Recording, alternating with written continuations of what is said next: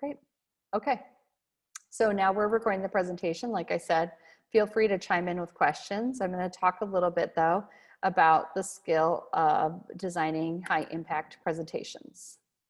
I don't think I'll have the chat open while I'm doing this because I think I'm going to use full screen mode, but we'll have plenty of time in the chat to ask questions. It's going to take just a second for this to load full screen. I'm using a lot of windows right now. Sorry about the delay.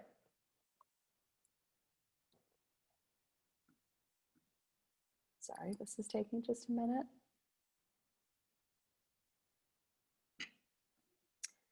Okay, good. All right. So we're going to cover, I went a little too fast. I don't know if I really need anything from the top here, but you're going to leave with tips and tools to help you present with confidence. Like I said, we'll talk about the actual kind of cognitive principles behind the design, but also some of the tools that you can use for this. So we'll go to slide 2. One of the things you want to keep in mind with any presentation is the concept of storytelling. Storytelling is really important in terms of capturing an audience's attention and also connecting to emotions for your audience. Stories, the real only rule you have to apply is they're all going to have a beginning, middle, and end. Now, we're not talking about a hero's journey. We're not talking about, you know, complex character development, unreliable narrators. We're just talking about having something you want to share, something you want to say, and a beginning, middle, and end for it. All right, so some factors to consider. I'm going to slim this down here so it doesn't interrupt. Some factors to consider during the design mode of your project. Think about who the speaker is. For myself, I do not do well with the script, so I'm much better having a little more text on the screen and designing the presentation myself so that I can have recall. But how do you position yourself as the one who has knowledge? What is the purpose? Of course, the purpose of this presentation is to outline a couple different things, one of which is some tips on creating presentations, both philosophically and tactically. You also want to think about the message. A lot of presentations have too many messages contained in them. This is why the story is useful, because if you have a concept of the overarching story, it's easier to hone in on what are the parts of that message. Context is really important too in terms of where you're delivering this presentation. Right now, all of our presentations are on Zoom, so it's helpful for us to use screens, right? And we're using a lot of imagery because we have access to that. If I were in person, I'd be thinking more about other ways to create interactivity.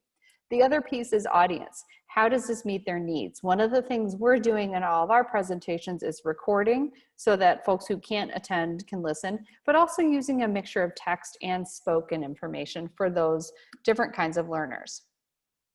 All right, so you want to first step define your big idea.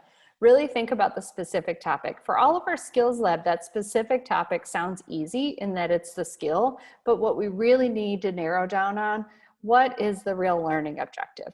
So the idea should be concise and memorable, really establish a hierarchy of ideas. So what's the big idea versus some of its parts? Passing the so what test means it shouldn't be something that's too easy so that your viewer says, yeah, I already knew that. You want to think of what am I adding to the conversation by doing this? In this case, we're talking a little bit about the elements of design, adding that to the conversation, really centering this around story, and also talking a little bit about design tools. Also provide that new information, kind of in line with what I just said, and then also convey your desired outcome. And that's what this slide does. You also really want to think about your audience's journey in terms of what's getting them to come to this event or attend this presentation. Think about how they feel, what they think, whether or not their kids are interrupting them. I apologize right now. I'm in a presentation, kiddo. Yeah, I can't do that right now. Come back in 20 minutes. I apologize. This is what happens when you're e-learning. Presentation pro tip. Don't have small children around while you're doing it. All right. You also want to think about what actions do you have. A lot of presentations have interactivity built in. In this case, we'll have one checkout poll, but we didn't have the time in this really short 30-minute skill commercial to do that. Let's go to the next slide. Sorry, this is going to be in the way. You also, sorry, moving it somewhere. Okay.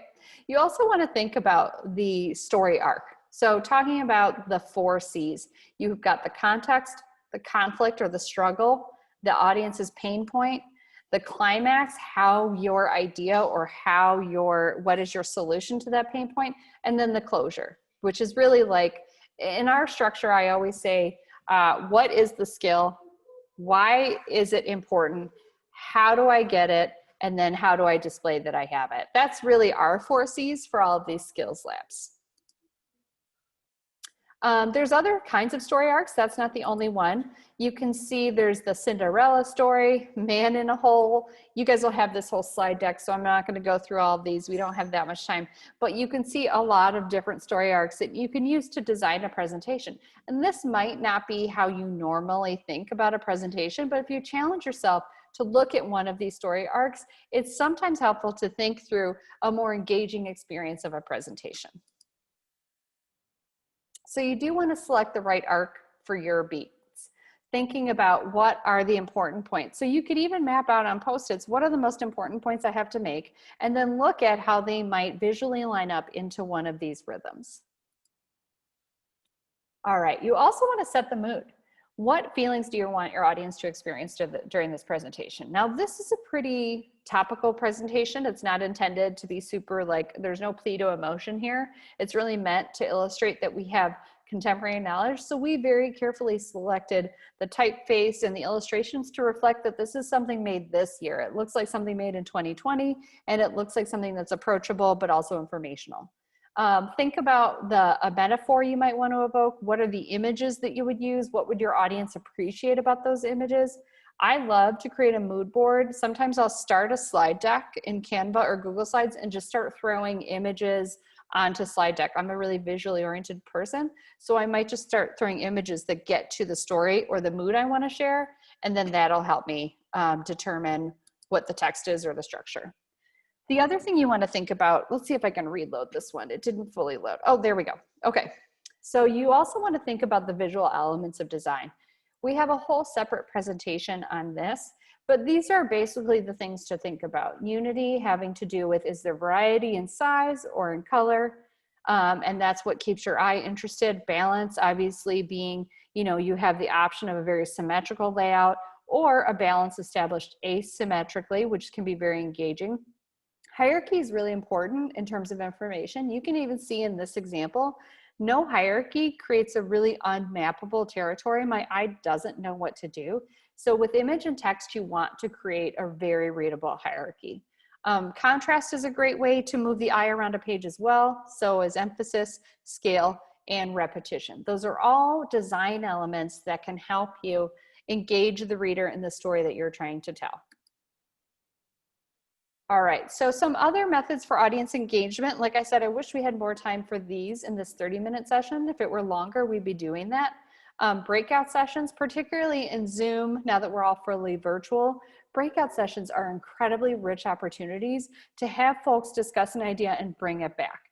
And all of a sudden, the presentation goes from being a sage on the stage presentation to something more experiential.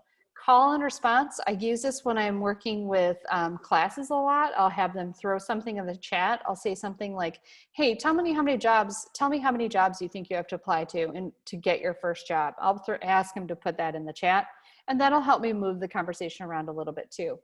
In terms of technology, there's all kinds of tech tools like Kahoots, which is our real-time survey tool, and other methodologies for providing the call and response or providing the interactivity. So that's something that I think are important to think about when you're working with a group. Even just asking everyone to raise your hand if you've had a particular experience, if you're all in like a gallery Zoom call, that's another great way to do it. The other tip is to really make sure you do practice and you get feedback.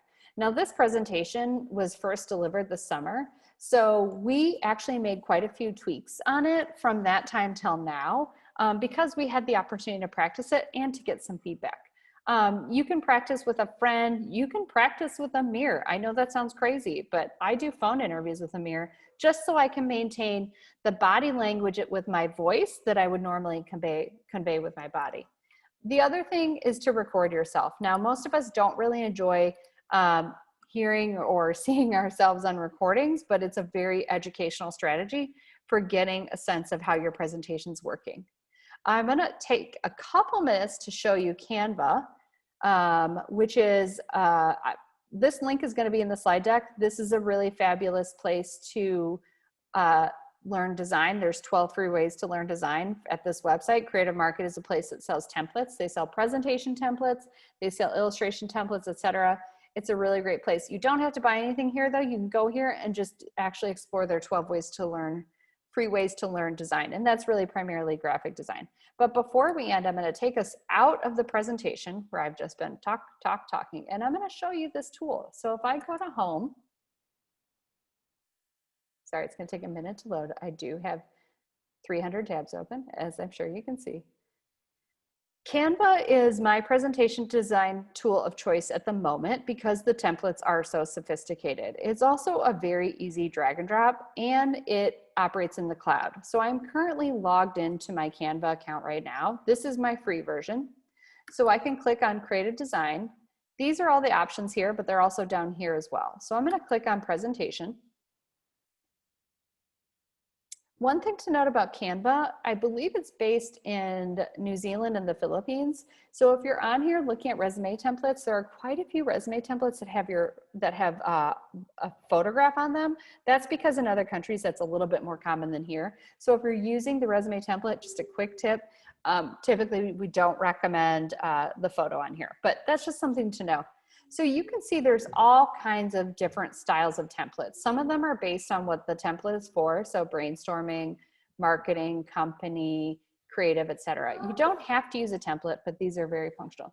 I'm in a presentation. Can you go ask Dad? Sorry about that. Again, pro tip, don't have your kids around when you're presenting. All right, so I'm just gonna throw in, which one did I like? You can kind of tell which ones I like. I love using these up here. It says recently used, but we're going to go into Team Retro just because I'm curious. And again, this is the free version. I don't have to use all of these, but what I can do is just click on one of these and drag it to the page I want to edit it. Most of these images are vector images, so I can totally resize them.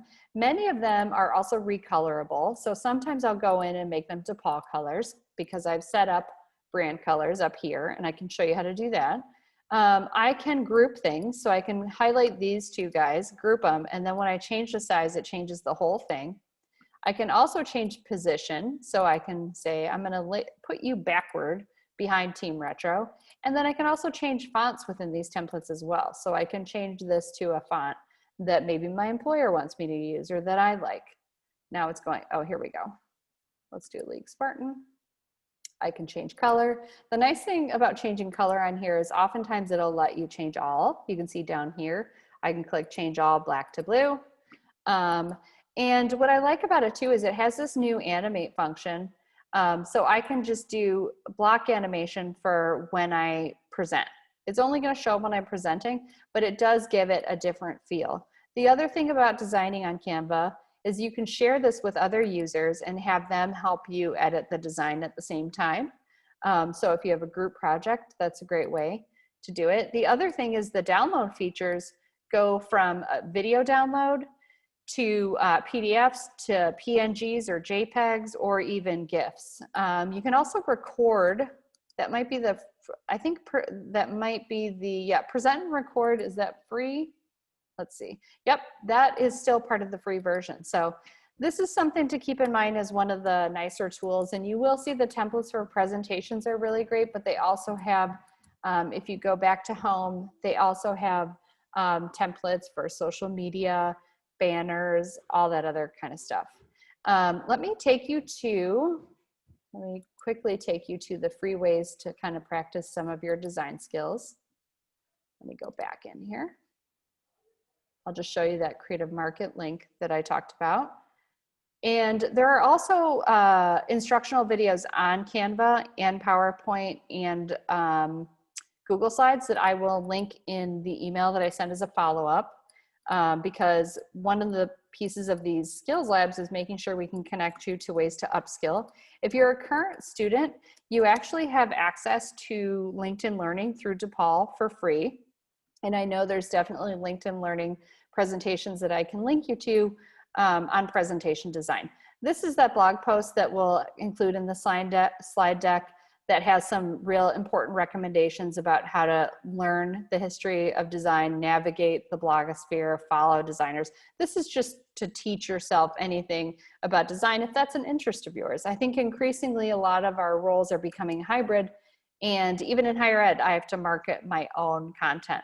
So it's just a good thing to know and to know how to practice. So what I would like to do is I am going to stop sharing, and I know this is kind of a really fast skill commercial, but what kinds of questions do you guys have? I have a question.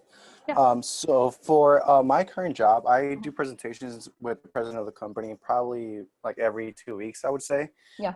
And I found that most of the presentations are very text heavy. Mm-hmm. And I kind of want to avoid that, just like how you say, tell a story and make sure that, that president is engaged. And because at the end of the presentations, we usually go into strategic planning Mm-hmm. for that specific topic. So like kind of what tips would you have to like avoid having a presentation that's so text heavy, but still provide a lot of information to get the point across of a certain objective? That's a great question. I know that kind of depending on your style, for me, when I create a presentation, it's too text heavy the first round.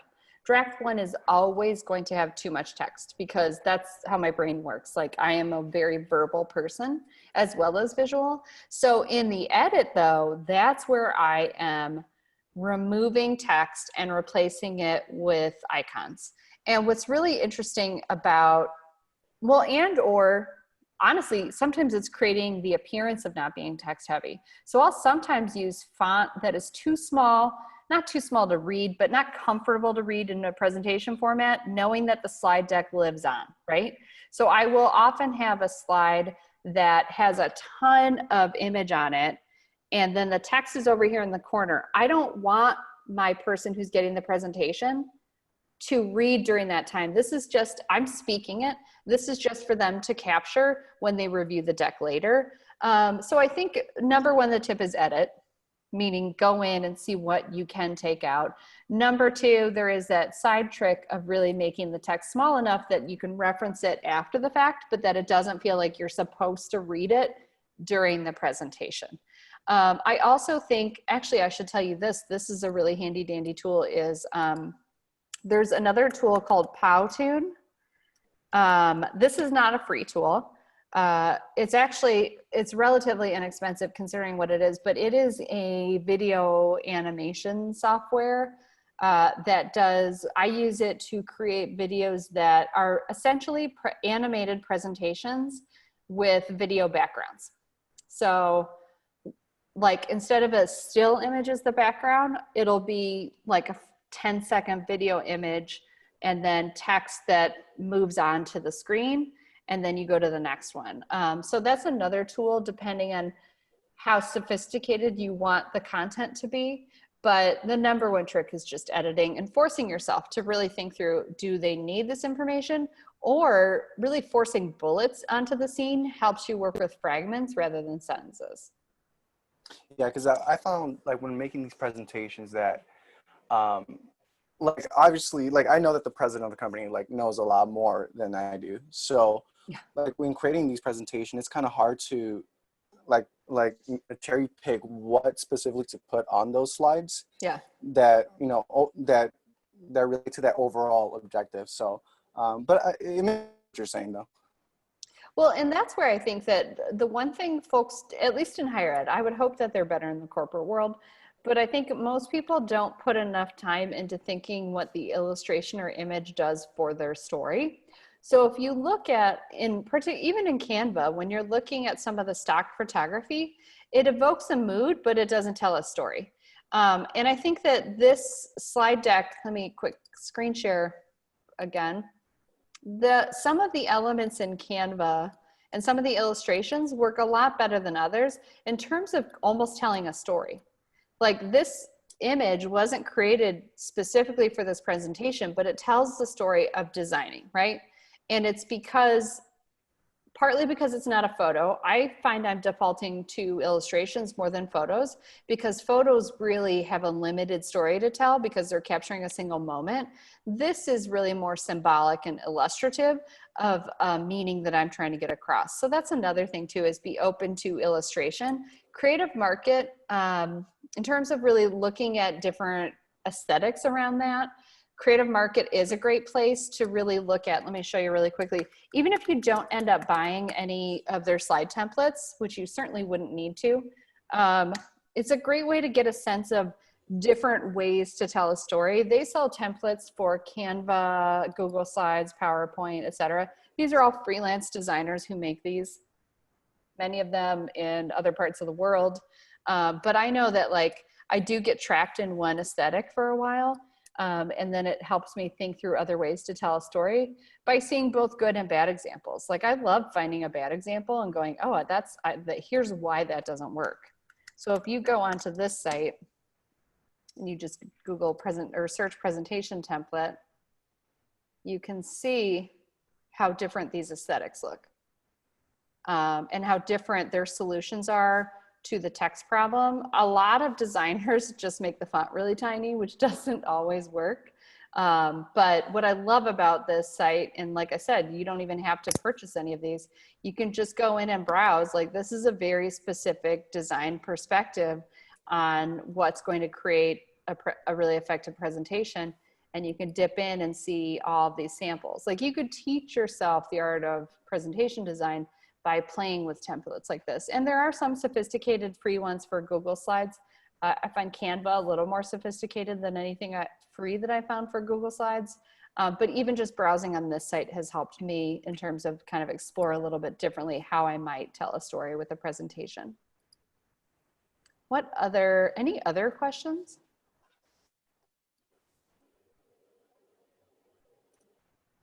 Our next skills lab is, I think the next one's creating a website. Is that right? We also and we'll be mostly talking about Wix, but we'll be talking a little bit about WordPress as well. And then we also have one on SEO basics presented by the Associate Director for Communications in our office. So she has deep knowledge of SEO. She's doing social media basics, that's right. But we have one every week. You can RSVP to record, you can attend. I'm gonna send this recording to everyone who's RSVP'd with a couple of these links as well as a slide deck. If you have ideas for other topics other than what we've already got in Handshake, feel free to let me know. We're just kind of guessing what we think. Well, we're definitely identifying some skills that are in demand. I'm gonna throw one more link in here for you guys. Because once you get these skills built, and it sounds like you, for example, Jonathan, it sounds like you've got the skill built. We want to make sure that you understand that these skills have to then be placed on your resume.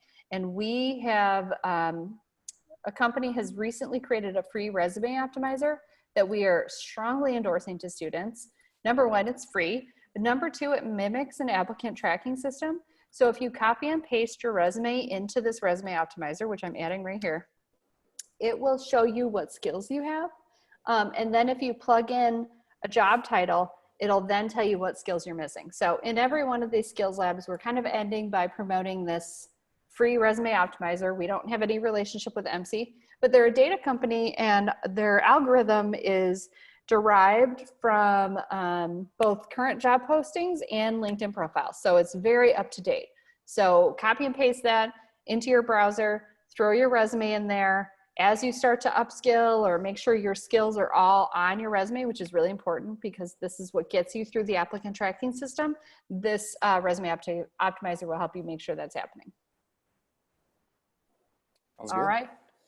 All right, guys, thank you so much. This is the first one of the session. Thanks for tolerating my interrupting children. We'll see, they might be back next week. Thank you so much. Have a great day. All right, have a great day.